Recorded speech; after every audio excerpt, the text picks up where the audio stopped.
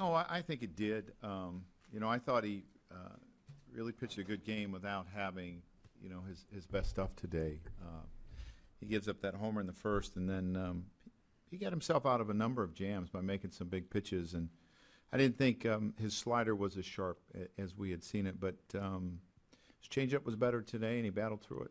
When you're talking about a young guy who you haven't seen a ton of starts from, do you almost learn more about him when he doesn't have his best stuff, how he's able to battle through? I think so. I think you want to see how they compete, and if they can make the adjustments and find a way to get through it when you don't have your best stuff. And he did a good job. And this is a club, you know, that had seen him before and that was familiar with him, and he got through it. Salazar was pretty tough on you last time. What do you think was the difference from him in the offense today? You know, I thought we jumped on some fastballs early on him today, and we didn't miss him. He's got a very good split as well, but we didn't miss the fastballs early in the game. Joe, I know he wasn't behind the plate today, but is it fitting that Brian McCann hits a home run on a day where you're honoring Jorge Posada? Yeah, it is kind of fitting. Two guys that have a lot of power. Difference, Georgie was a switch hitter and Brian strictly left-handed, but on a day that you're honoring catcher, both of our catchers had a good day. Murph had a hit and an RBI. Brian had a couple hits and a homer and an RBI. So that's kind of neat to see.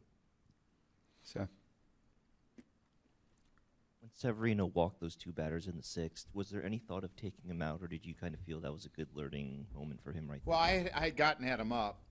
He was on his last hitter when he got that out. And I was going to, the way he had gotten through the first two hitters in the sixth, I was sending him back out for the seventh, but the inning got longer, threw a number of pitches to those two guys, probably 12 or 13, that I decided to take him out after six. But he was on his last hitter. Over here in the corner, Mark. What can that do for a young pitcher getting that specific out after walking two batters? Well, I think it should give you confidence that if you continue to make pitches and make good pitches, you can get people out, even in tough situations. And the more tough situations that he goes through and has success, the more tested he's going to be. Joel. Joe, it seems that composure is one of his strengths. Yes. Can you see enough of that in spring training? Do you have to hear it from minor league coaches, or do you have to see it with your own eyes in a regular season game to know he has it? You know, before his first start, I talked about the one thing that I noticed about him in spring training was he was not intimidated by the situation, didn't look like he was fazed by the situation, and that's not always true for a guy in his first big league camp. I've seen a number of guys that come back the second big league camp and say, oh, that's the guy that everyone talked about. But you could see it the first time he took the mound, that he had composure and that he was not fazed. Now, I didn't know how that would translate in a big league park against the Boston Red Sox or Toronto Blue Jays, but it's carried over. Chad. So for that last batter with Severino, are you leaving him in strictly because you still feel he's the right guy for that situation, or is there any part of you that's leaving him in just out of your own curiosity? Let's see what this kid does in this spot. No, I believe he'd get him out. That's why I left him in there. If I thought he didn't have anything left in him or was out of gas or didn't like the matchup, I would have taken him out, but I felt he'd get him out.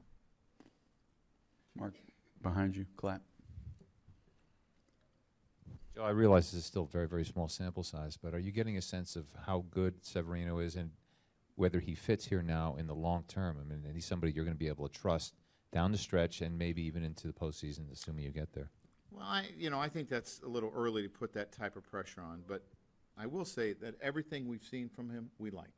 And I think he's only going to get better. I think his command will get better the more he pitches. I think his off-speed will improve the more he pitches.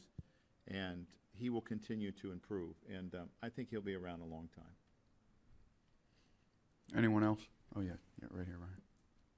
Sorry, Joe. Any update on Teixeira? Did you see him today? How's he? Yeah, I think he's going to try to take BP tomorrow. He's still hurting. As much as we want to try to get him back in the lineup, he's still hurting. So I think he's going to take BP tomorrow, and we'll see where we're at.